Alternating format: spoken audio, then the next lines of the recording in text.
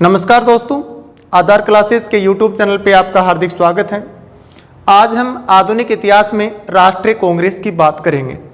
आप जानते हैं कि 1857 की जो क्रांति हुई थी, उस क्रांति में अंग्रेज़ों के विरुद्ध में लगातार एक आंदोलन चलाया गया था, जो क्रांति सफल नहीं हुई। उसके बाद से लगातार देश में संगठन बन रहे हैं। वो संगठन इसलिए बन रहे हैं ताकि भारतीयों को एक साथ जोड़ा जाए, भारतीय एक साथ जुड़ें, अंग्रेजों के विरुद्ध में मूवमेंट चले, आंदोलन चले, भारतीयों में जागरूकता लाने के लिए कि अंग्रेज जो हैं ये बाहरी हैं, हमारे देश का शोषण कर रहे हैं, हम भारतीयों के साथ में गलत व्यवहार कर रहे हैं, हमारा एक तरह से जैसा शासन होना चाहिए वैसा नहीं हो रहा है। विश्व के अन्य देशों के शासन के साथ में कंपैरिजन की प्रक्रिया करके वो बताना चाहते हैं। 1857 की क्रांति में अमूमन जो भारतीय हैं उन्हें ये पता ही नहीं है कि हमारे देश जो है वो गुलाम है और भारत से अंग्रेजों को मुक्त करने के लिए 1857 की क्रांति नहीं हुई है, क्योंकि 1857 की जो क्रांति है वो सुशासन के लिए हुई है। अब यहाँ पे संगठन बन रहे हैं अलग अलग। जैसा 1875 में एक संगठन बना, इंडियन एसोसिएशन। किस नाम से बना? Indian association.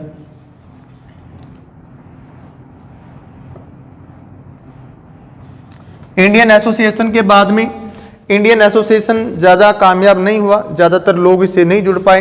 उसके बाद में 1876 में इंडिया लीग की स्थापना की गई। इंडिया लीग की स्थापना की गई किसके द्वारा की गई? सुरेंद्र नाथ बनर्जी के द्वारा।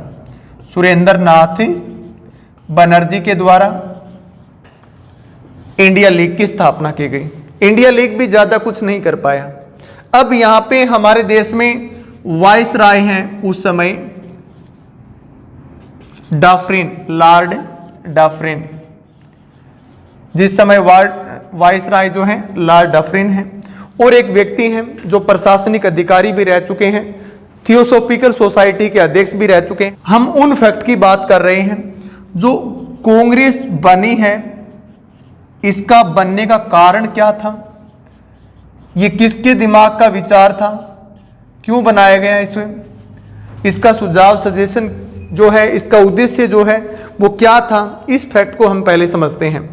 सबसे पहली बात यह है कि जिस तरीके से भारतीय लगातार संगठन बना करके और भारतीयों को जोड़ करके एक मैसेज देना चाहते हैं कि ब्रिटिश सरकार जो है वो हमारा शोषण कर रही है, हमारे ऊपर जो शासन चल रहा है वो शासन अच्छा नहीं है, हमें ब्रिटिश मुक्त भारत करना होगा, इसलिए हमें एक संगठन बना करके उस संगठन से लोगों को जोड़ करके और इनके विरुद्ध में आंदोलन चलाना है।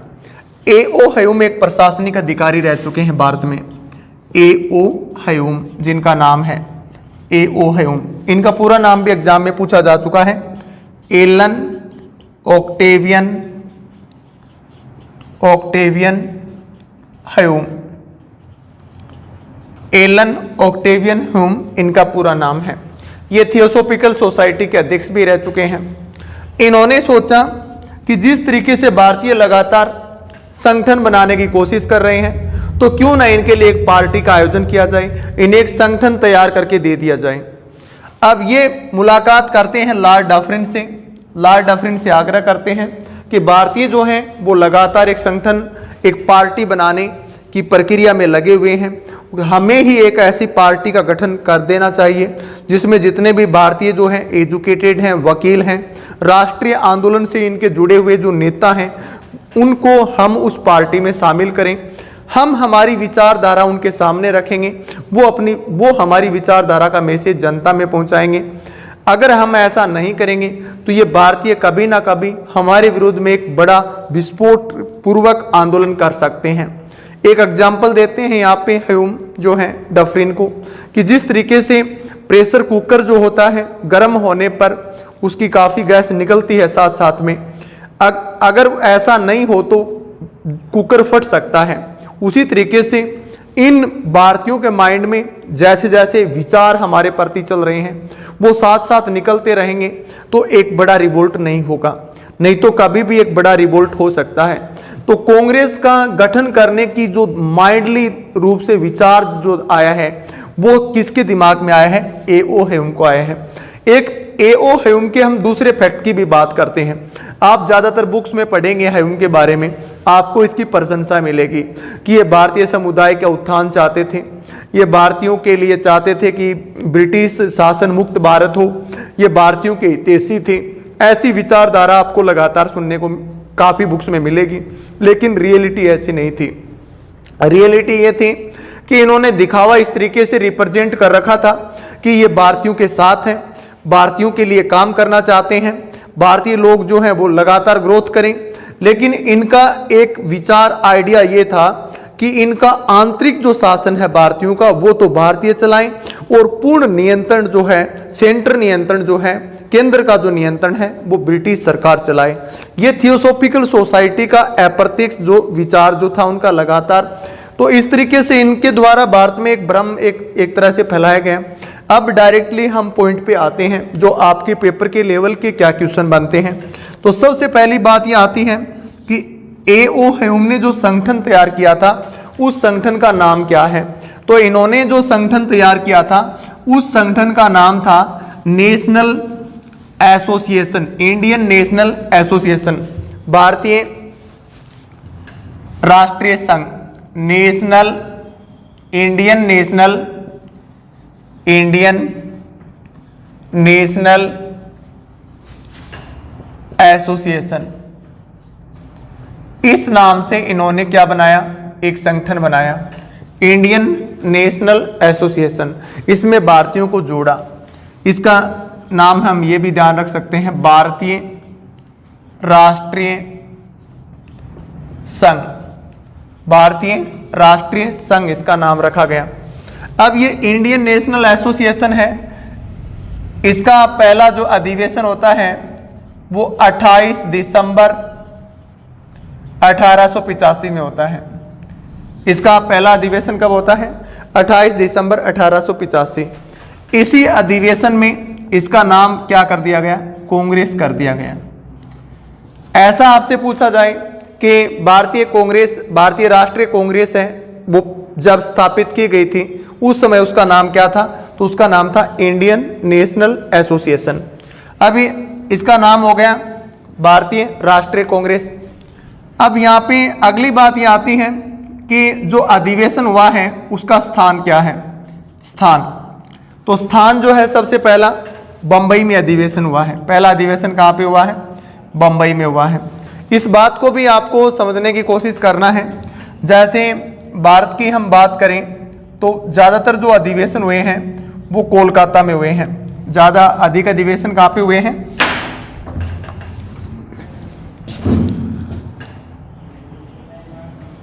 अधिक जो अधिवेशन हुए हैं ये कोलकाता में हुए हैं। अधिवेशनों को लेकर के हम बात करें तो ये कोलकाता है यहाँ पे, और कोलकाता में 10 बार अधिवेशन हुए हैं कांग्रेस के। कितनी बार हुए हैं, 10 बार। यहाँ पे मद्रास पड़ता है जो वर्तमान में जिसका नाम चेन्नई है, तमिलनाडु की राजधानी है वर्तमान में। यहाँ पे 7 अधिवेशन हुए हैं कांग्रेस के। कितने अधिवेशन हुए हैं, 7 बार अधिवेशन हुए हैं। इसी तरीके से बंबई की हम बात करें यहाँ तो बंबई में भी 7 बार अधिवेशन हुए हैं, जिसका नाम वर्तमान में क्या है, मुंबई है, महाराष्ट्र की राजधानी है। यहाँ पे पाकिस्तान वाले क्षेत्र में एक नगर पड़ता है लाहौर, जो उस समय भारत का ही नगर है। यहाँ भी 4 बार अधिवेशन हुए हैं। कितनी बार, 4 बार। तो सबसे पहला जो अधिवेशन हुआ है ये अधिवेशन यहाँ पे होना था, मुंबई के पास में, पुणे में आयोजित होना था। पहला अधिवेशन कहाँ पे होना था, पुणे में आयोजित होना था। लेकिन ये मुंबई में क्यों कराया गया, मुंबई में इसलिए कराया गया क्योंकि वहाँ पे पुणे में एक बीमारी फैल गई थी, हैजा नामक रोग फैल गया था। हैजा नामक बीमारी फैलने के कारण यह अधिवेशन कहाँ कराया गया, बंबई में कराया गया। ये बात भी आपको ध्यान में रखनी है कि पहला जो अधिवेशन है कांग्रेस का, इसका आयोजन कहाँ पे होना था, इसका आयोजन जो है वो पुणे में होना था। और वहाँ पे क्यों नहीं हुआ, क्योंकि वहाँ पे हैजा नामक बीमारी फैल गई थी।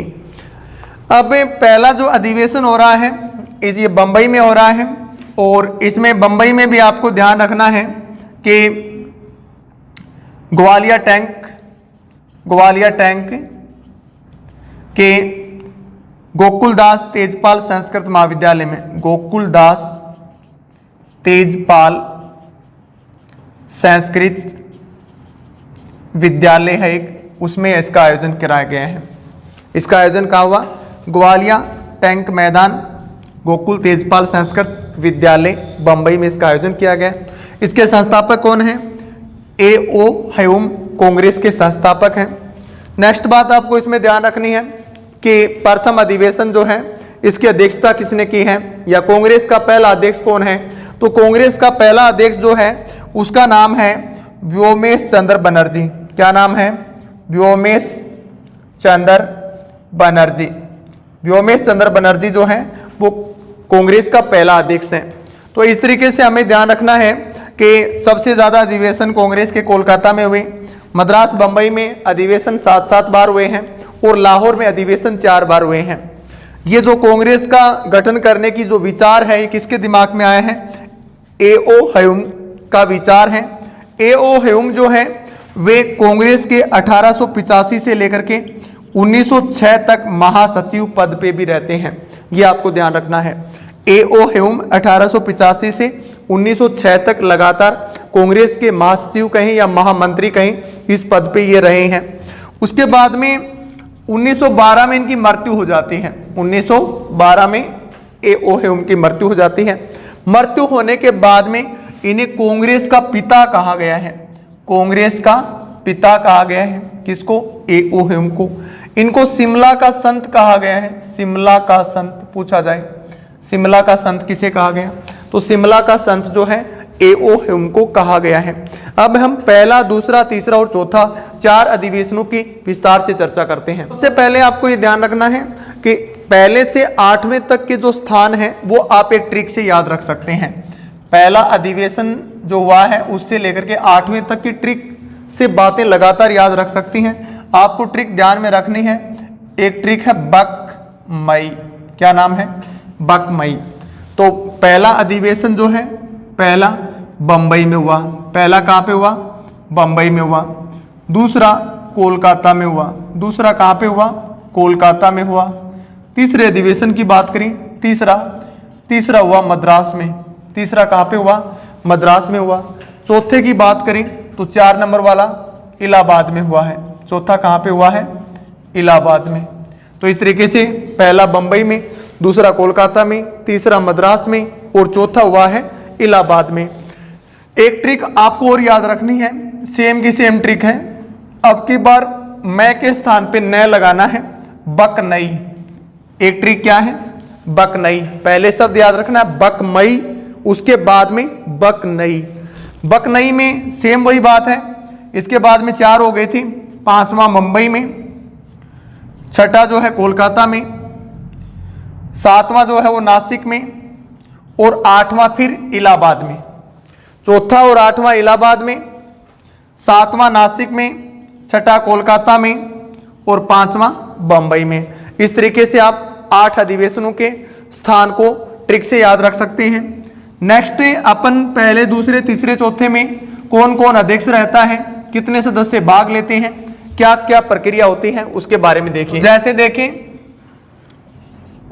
प्रथम अधिवेशन के बारे में, द्वितीय अधिवेशन की बात करेंगे, तृतीय अधिवेशन की बात करेंगे और उसके बाद में चतुर्थ अधिवेशन की बात करेंगे। 4 को क्रमवाइज समझने की कोशिश करते हैं। प्रथम अधिवेशन आपने पढ़ लिया 1885 में। पहला कब हुआ? 1885 में। दूसरा जो है वो 1886 में हुआ है। दूसरा 1886 में और तीसरा 1887 में।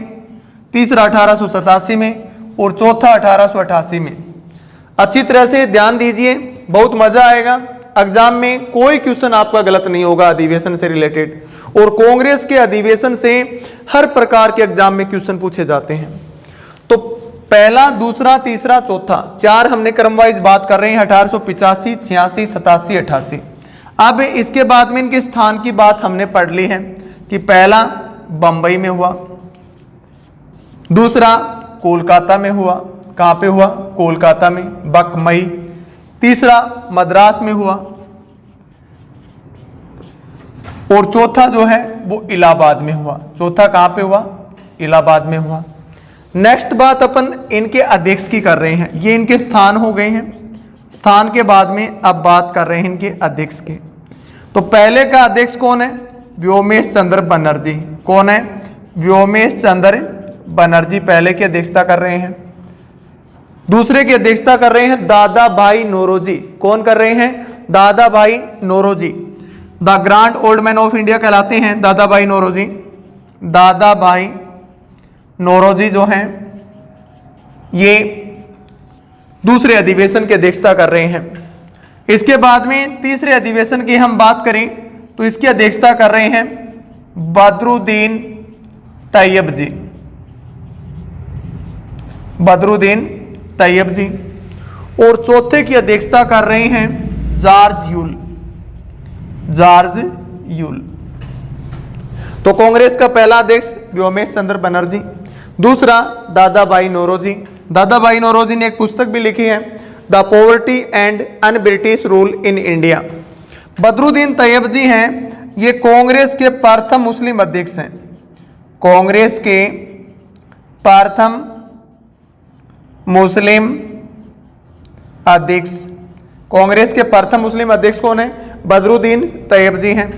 जॉर्ज यूल जो हैं ये कांग्रेस के प्रथम अंग्रेज अध्यक्ष हैं। प्रथम अंग्रेज अध्यक्ष। प्रथम अंग्रेज अध्यक्ष कौन है? जॉर्ज यूल हैं, प्रथम अंग्रेज अध्यक्ष। नेक्स्ट बात को समझने की कोशिश करें। अब ए.ओ. ह्यूम ने जो कोलकाता यूनिवर्सिटी थी, कॉलेज थी, उनके विद्यार्थियों को पत्र लिखा, ग्रेजुएशन करने वालों को, और कहा कि इस संगठन से आप जुड़िए। यूनियन के बिना आप किसी भी संगठन के बिना आप किसी भी कार्य में सफल नहीं हो सकते। इसलिए उन्होंने चाहा कि भारत के जितने भी पढ़े लिखे लोग हैं वो इस समुदाय से जुड़ें, इसका हम अप्रत्यक्ष रूप से लाभ उठाएंगे। अंग्रेजों के दिल में काफ़ी खोट है, वो इस संगठन को तैयार करके अपना लंबा शासन चलाने का उद्देश्य रखते हैं। लेकिन दूसरे एंगल से हम कांग्रेस को देखें तो दूसरे एंगल से देखें तो कांग्रेस के कारण भारत की आज़ादी में महत्वपूर्ण जो है सफलता प्राप्त मिली है। अगर कांग्रेस की स्थापना नहीं हुई होती तो भारतीयों को एक मंच पे इकट्ठा नहीं होते, लोग जुड़ नहीं पाते, जागरूकता नहीं फैली जाती। जागरूकता नहीं फैलने के कारण जो है वो भारतीय राष्ट्रीय आंदोलन जो है वो इतना तीव्र गति से नहीं चलता। अब पहला जो अधिवेशन हुआ है इसमें टोटल 72 लोग आए हैं। कितने लोग आए हैं? 72 लोग आए हैं पहले अधिवेशन में। तो पहली बैठक में 72 लोग आए हैं और 72 लोगों का हम वर्गीकरण करें, ये टोटल जो 72 लोग आए हैं पहले में, आजकल एग्जाम में क्वेश्चन यहाँ से पूछा जाता है कि सबसे ज़्यादा कहाँ से आए हैं इसमें प्रथम बैठक में, तो बम्बई से 38 लोग आए हैं। बम्बई से कितने आए हैं? 38 लोग आए हैं। दूसरा जो है वो मद्रास से 21 लोग आए इस बैठक में भाग लेने के लिए। इसके अलावा उत्तर प्रदेश वाला जो क्षेत्र था यहाँ से 7 लोग आए हैं। और बंगाल की हम बात करें तो बंगाल से जो है वो 3 लोग आए हैं। और पंजाब से भी इस बैठक में कितने लोग आए हैं? 3 लोग आए हैं। इस तरीके से प्रथम बैठक में कितने लोग आए हैं? 72 लोग आए हैं।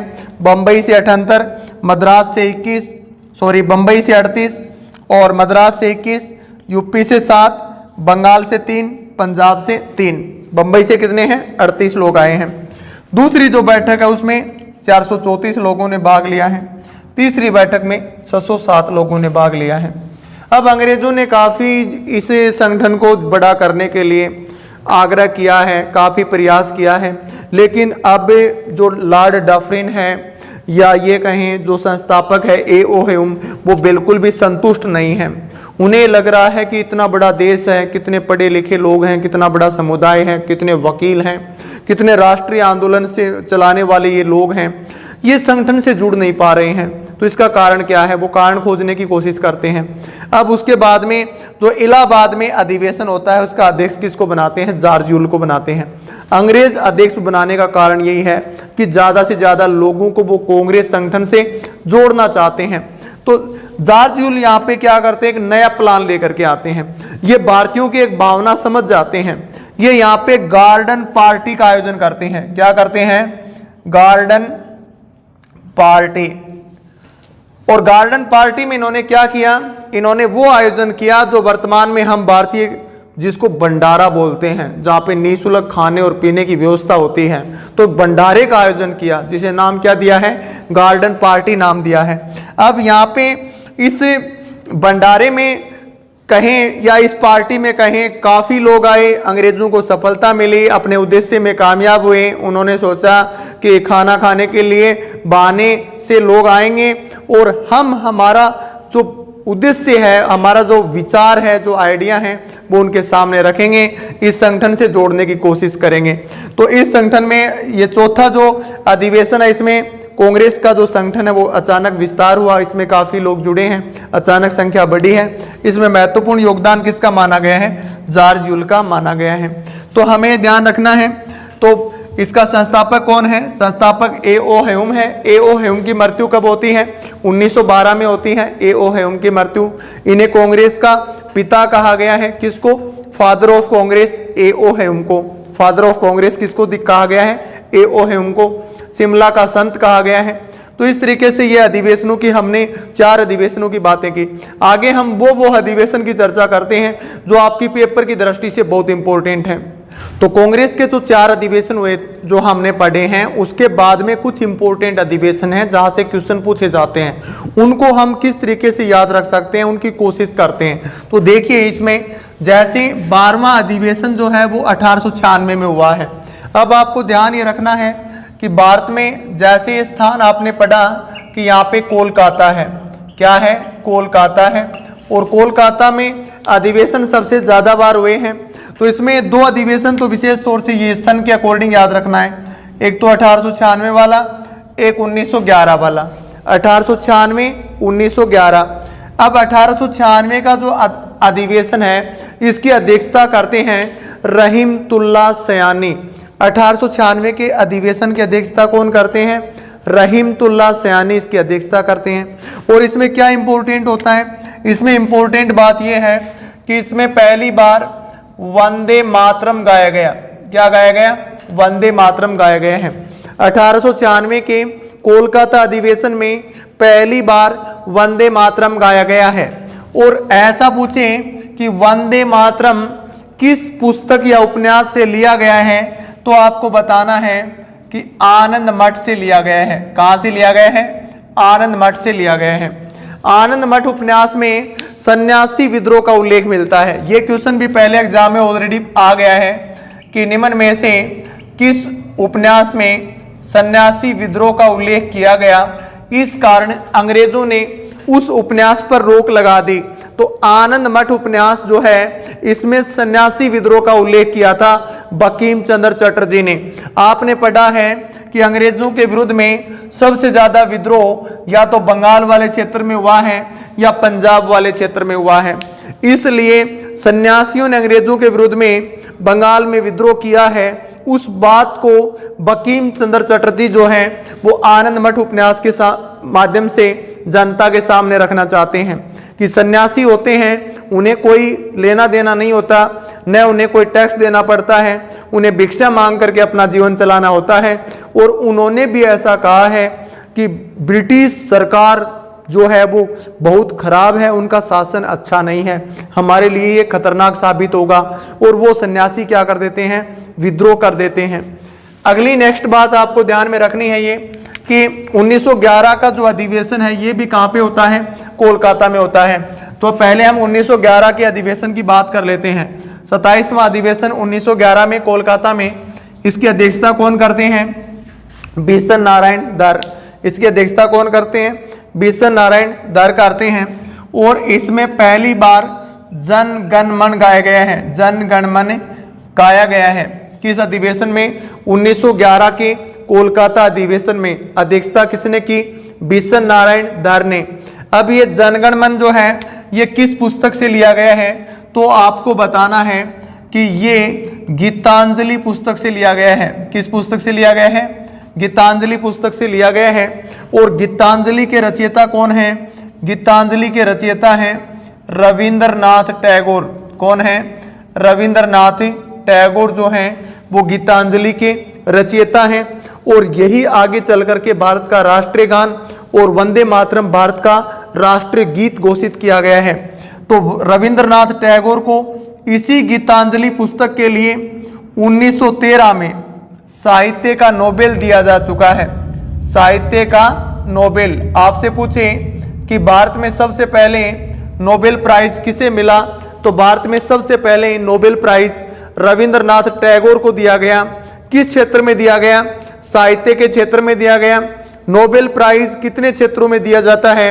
नोबेल प्राइज 6 क्षेत्रों में दिया जाता है। इसमें भौतिकी, रसायनिकी, चिकित्सा, शांति, साहित्य और अर्थशास्त्र, टोटल 6 क्षेत्र हैं जिसमें नोबेल प्राइज दिया जाता है स्वीडन सरकार के द्वारा।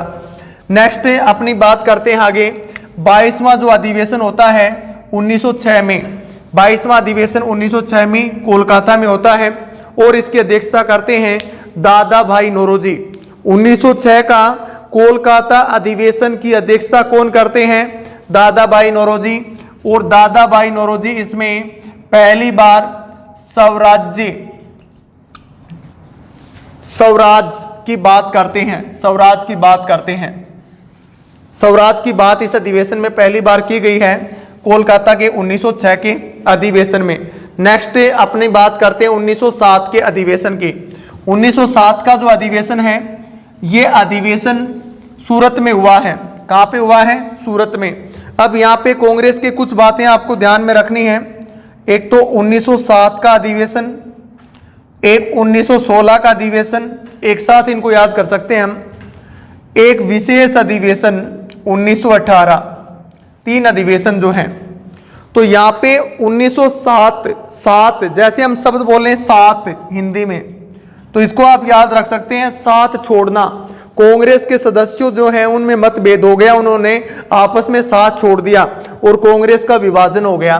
तो 1907 का जो अधिवेशन है उसमें कांग्रेस का क्या हो गया? विभाजन हो गया। आप किससे याद रख सकते हैं? ये 7 शब्द से याद रख सकते हैं। 1907, 7 का मतलब साथ छोड़ दिया। तो कांग्रेस का पहली बार विभाजन किस अधिवेशन में हुआ? 1907 के अधिवेशन में हुआ। अब विभाजन हुआ तो उनमें आपस में क्या हो गया? विरोधाभास हो गया। वो दोनों एक दूसरे की सूरत भी नहीं देखना चाहते। वो जो विभाजन हो गया है कांग्रेस का, वो अलग अलग 2 पार्ट में डिवाइड हुए हैं। वो एक दूसरे की क्या नहीं देखना चाहते? सूरत नहीं देखना चाहते। तो सूरत में अधिवेशन हुआ है। तो आपने 1907 का मतलब साथ छोड़ दिया, कांग्रेसियों ने 2 गुट में चले गए और अब एक दूसरे की सूरत भी नहीं देखना चाहते। तो ये सूरत में हुआ है, ये बात ध्यान रखनी है। अब इस तरीके से कांग्रेस का जो विभाजन हुआ है 1907 में, साथ छोड़ दिया, दोनों एक दूसरे की सूरत नहीं देखना चाहते। ये भारतीयों को रास नहीं आई। ये बात भारतीयों को रास नहीं आई। तो रास नहीं आई का मतलब रास बिहारी घोष। तो इसकी अध्यक्षता किसने की? रास बिहारी घोष ने। तो ट्रिक के माध्यम से आप ऐसे याद रख सकते हैं 1907 में कांग्रेस ने साथ छोड़ दिया, 2 पार्ट में डिवाइड हो गई, 2 भागों में बट गई। वो दोनों एक दूसरे की सूरत नहीं देखना चाहते और भारतीयों को ये बात जो है वो रास नहीं आई, क्योंकि इस तरीके से विभाजन होगा तो भारत की आजादी जो है वो प्राप्त नहीं होगी और आपस में लड़ते रहेंगे तो अंग्रेज इसका फायदा उठाते रहेंगे। इसलिए बात भारतीयों को रास नहीं आई। अब 24वां जो अधिवेशन होता है 1908 में, आप ध्यान रखना 1907 के बाद में 1908 वाला अधिवेशन मद्रास में होता है और इसकी अध्यक्षता भी यही करते हैं। कौन करते हैं? रास बिहारी घोष करते हैं। इसकी अध्यक्षता कौन करते हैं? रास बिहारी घोष करते हैं। अब इस अधिवेशन में क्या किया गया? कांग्रेस के संविधान का निर्माण किया गया। कांग्रेस के संविधान का निर्माण कि आगे से कांग्रेस में अशांति, अनुशासन भंग की प्रक्रिया न हो। तो कांग्रेस में कुछ रूल और रेगुलेशन बने जिसे कांग्रेस का संविधान कहा गया। हम यहाँ पे बात कर रहे थे कि 1907 में कांग्रेस ने साथ छोड़ दिया, विभाजन हो गया। अब 16 वाली बात भी साथ में कर लेते हैं ताकि याद रह जाए। 1907, 1916 और 1918। तो 1916 में क्या होता है? 16 का मतलब आप ध्यान रखना सुलह हो गई। सुलह क्या का है? सुलह का मतलब समझौता हो गया। किसका? कांग्रेस का। किसके साथ? मुस्लिम लीग के साथ। तो 1916 का जो अधिवेशन है ये कहाँ पे होता है? लखनऊ में हुआ। इसमें कांग्रेस और मुस्लिम लीग का समझौता हो गया। लखनऊ में ये अधिवेशन होता है और इसकी अध्यक्षता करते हैं अंबिका चरण मजूमदार। अंबिका चरण मजूमदार। तो 1907 वाली बात हमने पढ़ ली है। उसके बाद में 1908 वाली बात पढ़ ली, मद्रास में हुआ था। रास बिहारी घोष ने इसकी अध्यक्षता की है और कांग्रेस ने रूल रेगुलेशन बनाए जिसे कांग्रेस का संविधान कहा गया। वर्तमान में भी राजनीतिक पार्टियां अपना अलग अलग संविधान बनाती हैं, अपने नियम अलग अलग बनाती हैं। अब यहाँ पे हमने 1916 वाली बात की कि 32वां जो अधिवेशन है वो कहाँ पे हुआ है, लखनऊ में हुआ है। अध्यक्षता किसने की, अंबिका चरण मजूमदार ने की है। 1916 में क्या हुआ, सुलह हो गया। सुलह का मतलब समझौता हो गया कांग्रेस का मुस्लिम लीग के साथ में। अब 1918 की बात करते हैं। जो विशेष अधिवेशन हुआ है 1918 वाला, ये कहाँ पे होता है, बंबई में होता है।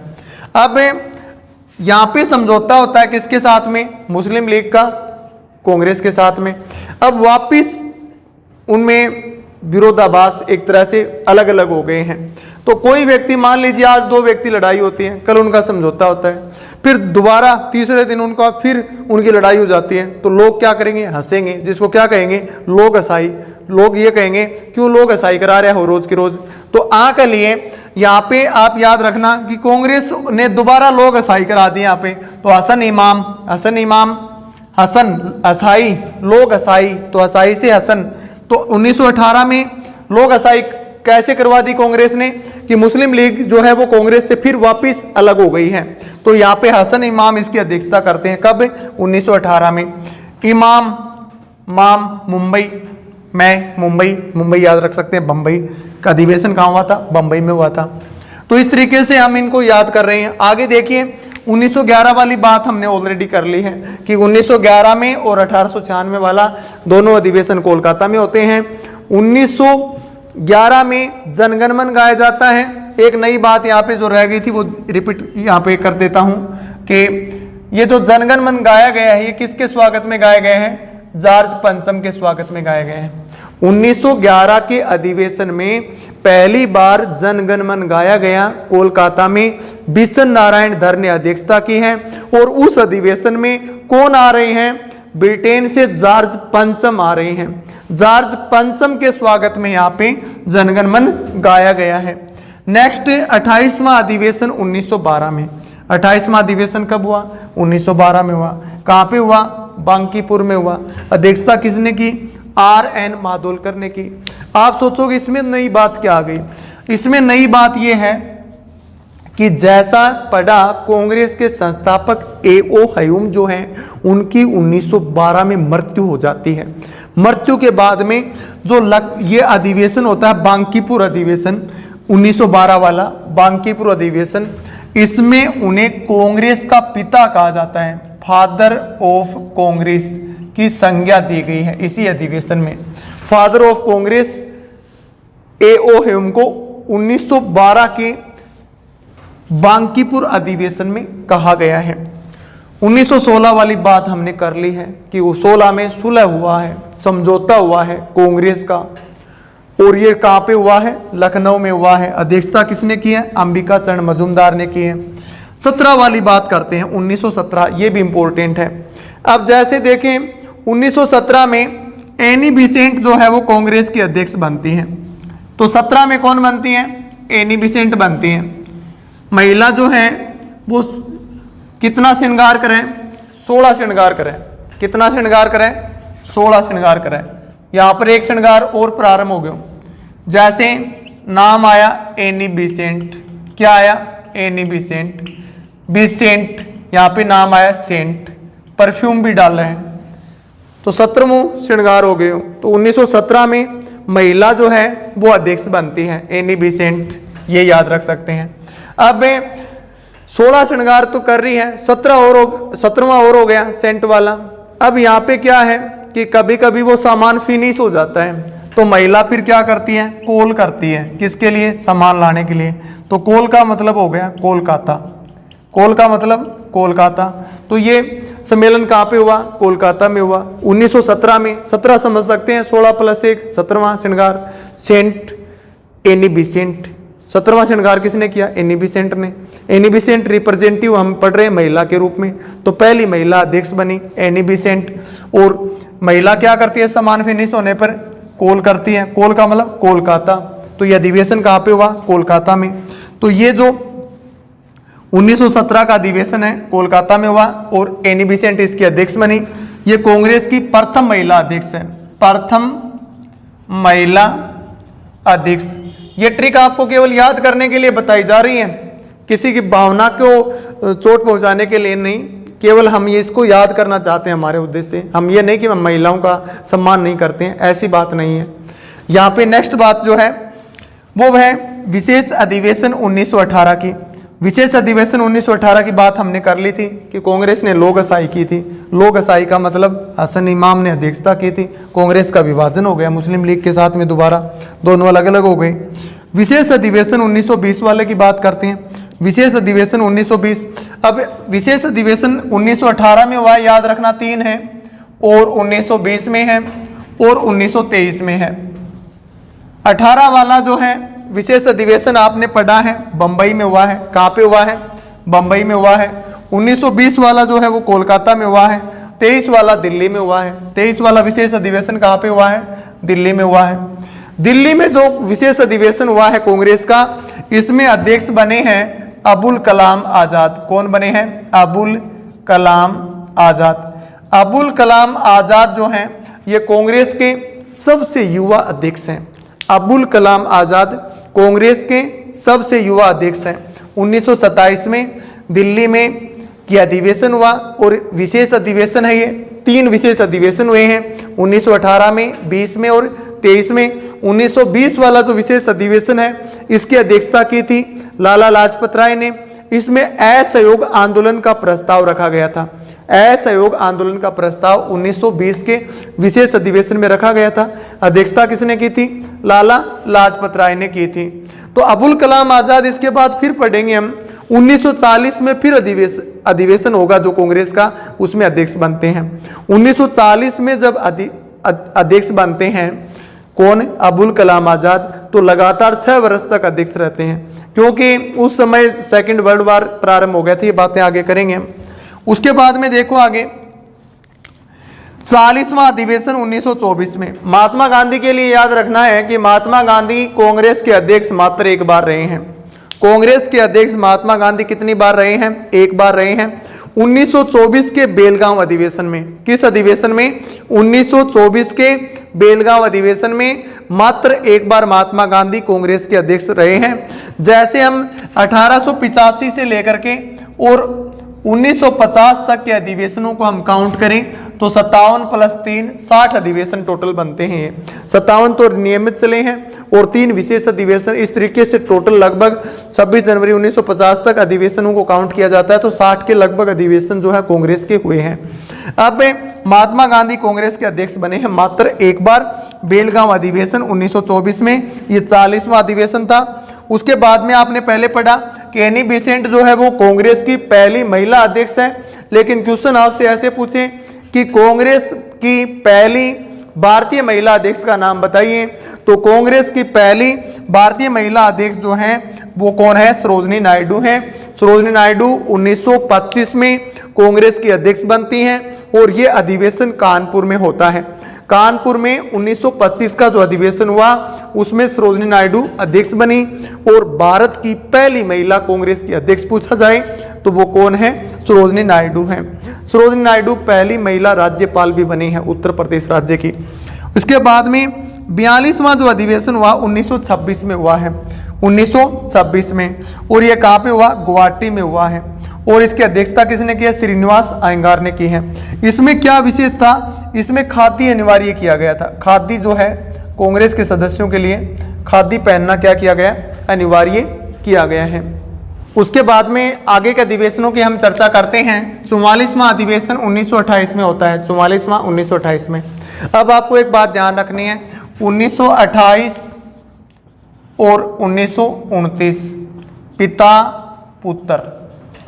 28 में पिता है मोतीलाल नेहरू, 1929 में पुत्र है। पिता जिसकी अध्यक्षता कर रहा है उसमें क्या खास था? उसमें नेहरू रिपोर्ट रखी गई थी। नेहरू रिपोर्ट प्रस्तुत की गई थी, और जिसका विरोध किसने किया था? जवाहरलाल नेहरू, सुभाष चंद्र बोस, इन्होंने इसका विरोध किया था। 1929 का जो अधिवेशन होता है इसमें मोतीलाल नेहरू का पुत्र जवाहरलाल नेहरू अध्यक्षता करता है। जवाहरलाल नेहरू। 1928 वाले में कौन कर रहा है? मोतीलाल नेहरू अध्यक्षता कर रहा है। तो पिता पुत्र अध्यक्ष रह रहे हैं लगातार 28-29 में, ऐसे याद रख सकते हैं। 1929 वाली बात आपने ऑलरेडी वैसे पढ़ ली कि इसमें पूर्ण स्वराज्य की मांग की गई है। पहली बार क्या की गई है? पूर्ण स्वराज्य की मांग की गई है कि हमें 1 वर्ष में पूर्ण स्वराज्य चाहिए। दूसरी बात इसमें यह कही गई कि आने वाली 26 जनवरी 1930 को हम क्या मनाएंगे, स्वाधीनता दिवस मनाएंगे। और उसके बाद से लगातार ये स्वाधीनता दिवस मनाती आ रही है कांग्रेस 26 जनवरी 1930 से। लगातार ये ऐतिहासिक दिन बन गया था, लेकिन देश आज़ाद होता है 15 अगस्त 1947 को। अब इस दिन को याद रखने के लिए संविधान इस दिन लागू किया गया। जैसा आपने पढ़ा था कि भारतीय संविधान 26 नवंबर 1949 को बनकर के तैयार हो जाता है, लेकिन उसे लागू कब किया जाता है, उसे 2 माह बाद 26 जनवरी 1950 को लागू किया जाता है। तो 26 जनवरी 19 को लागू करने का जो उद्देश्य है वो ये है कि इस ऐतिहासिक दिन को लगातार याद रखने के लिए इस दिन संविधान लगाया गया 2 महीने बाद, जबकि संविधान 2 महीने पहले ही बनके तैयार हो गया था। नेक्स्ट 46वां अधिवेशन 1931 में होता है कराची में। सरदार पटेल इसकी अध्यक्षता करते हैं। इसमें कांग्रेस खुल करके पहली बार मौलिक अधिकारों की मांग कर रही है। मौलिक अधिकार की मांग जो है वो पहली बार खुल करके कांग्रेस ने कराची अधिवेशन में किया है 1931 में, और इसकी अध्यक्षता किसने की है, सरदार पटेल ने की है। नेक्स्ट अपन बात करें 48वां अधिवेशन 1933 में कोलकाता में होता है। नलिनी सेन गुप्ता भारतीय कांग्रेस की तीसरी महिला अध्यक्ष है। ये कांग्रेस की तीसरी महिला अध्यक्ष है। एक क्वेश्चन तो ये बहुत इंपॉर्टेंट है, तीसरी महिला अध्यक्ष। और एक क्वेश्चन ऐसे आता है कि कांग्रेस की दूसरी भारतीय महिला अध्यक्ष, तो भी इसका नाम आएगा। कांग्रेस की दूसरी भारतीय महिला अध्यक्ष पूछा जाए आपसे तो कौन है, श्रीमती नलिनी सेन गुप्ता। नेक्स्ट बात करते हैं 51वां अधिवेशन 1936 की। 51वां अधिवेशन 1936 जो है ये कहाँ पे होता है, फैजपुर में होता है। कहाँ पे होता है, फैजपुर में होता है। और फैजपुर जो है वो गांव में पड़ता है, तो इसलिए इस अधिवेशन पे क्वेश्चन बनता है कि गांव में आयोजित एकमात्र अधिवेशन पूछा जाए। गांव में आयोजित एकमात्र अधिवेशन, गांव में आयोजित एकमात्र अधिवेशन कौन सा है, फैजपुर अधिवेशन है 1936 में। नेक्स्ट हरिपुरा में अधिवेशन होता है 1938 में। सुभाष चंद्र बोस इसके अध्यक्ष बन जाते हैं। 1938 का जो अधिवेशन होता है हरिपुरा में, इसके अध्यक्ष कौन बनते हैं, सुभाष चंद्र बोस पहली बार इसके अध्यक्ष बनते हैं। महात्मा गांधी एक बार अध्यक्ष बने हैं कांग्रेस के। अब सुभाष चंद्र बोस जो है वो 1939 में त्रिपुरी अधिवेशन में फिर अध्यक्ष बन जाते हैं दोबारा। तो यहाँ पे जब सुभाष चंद्र बोस दोबारा अध्यक्ष बनते हैं त्रिपुरी में, तो यहाँ पे इनके सामने चुनाव हारते हैं पट्टाभी सीतारमैया। पट्टाभी सीतारमैया के हारने पर महात्मा गांधी ने कहा कि पट्टाभी सीतारमैया की हार ही मेरी हार है। इस बात से सुभाष चंद्र बोस जो है वो दुखी होते हैं, कांग्रेस से तुरंत प्रभाव से त्याग पत्र दे देते हैं। 1940 के बाद से सुभाष चंद्र बोस जो है वो अंतर्राष्ट्रीय लेवल पे जर्मनी, जापान, सिंगापुर की यात्रा पे निकल जाते हैं। तो इस तरीके से इसे कांग्रेस का त्रिपुरी संकट कहा गया है 1939 वाले अधिवेशन को। यहाँ एक इंपॉर्टेंट बात यह आती है कि जब सुभाष चंद्र बोस ने त्याग पत्र दे दिया था त्रिपुरी अधिवेशन के बाद, अध्यक्ष बनने के बाद में, उसके बाद अध्यक्षता किसने की है, तो आपको बताना है कि उसके बाद अध्यक्षता राजेंद्र प्रसाद ने की है। किसने की है, राजेंद्र प्रसाद ने की है। नेक्स्ट 1940 का अधिवेशन रामगढ़ में होता है। अबुल कलाम आजाद अध्यक्ष बनते हैं।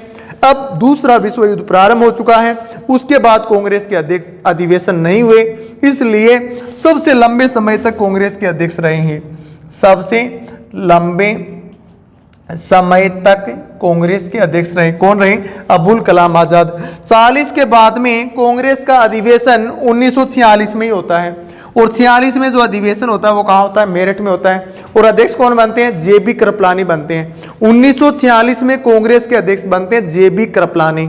अब 1947 में अधिवेशन नहीं होता, तो क्वेश्चन आता है कि भारत की आजादी के समय कांग्रेस के अध्यक्ष कौन थे, भारत की स्वतंत्रता प्राप्ति के समय कांग्रेस के अध्यक्ष कौन थे, तो आपको बताना जेबी कृपलानी। जवाहरलाल नेहरू के विरुद्ध में जब वो प्रधानमंत्री थे तो अविश्वास प्रस्ताव किसने रखा था, जेबी कृपलानी ने रखा था। अविश्वास प्रस्ताव किसने रखा था, जेबी कृपलानी ने।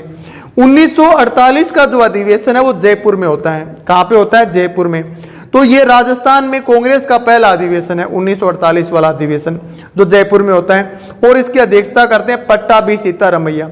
ये वही पट्टाभी सीतारमैया है जो सुभाष चंद्र बोस के सामने चुनाव हार गए थे। तो 1948 का अधिवेशन कहाँ पे होता है? जयपुर में होता है। अध्यक्षता कौन करते हैं? पट्टाभी सीतारमैया करते हैं। तो ये हमने कांग्रेस के अधिवेशनों के बारे में चर्चा की। अब उस समय जो है कांग्रेस के बारे में अलग अलग व्यक्तियों की विचारधाराएं क्या है, अंग्रेजों की क्या विचारधाराएं, ये हम अलग क्लास बनाएंगे, उसमें इंपॉर्टेंट फैक्ट और लेंगे कांग्रेस के। तो इसलिए ये अधिवेशन जो है ये बहुत इंपॉर्टेंट है, हर प्रकार के एग्जाम में क्वेश्चन आता है। और इस वीडियो को सुनने के बाद में अगर आपको क्लास अच्छी लगी हो, पसंद आई हो, तो आप इसे शेयर कीजिए, लाइक कीजिए, चैनल को सब्सक्राइब कीजिए, अपने मित्रों को बताइए कि इस तरीके से टॉपिक क्लियर किए जा रहे हैं। धन्यवाद।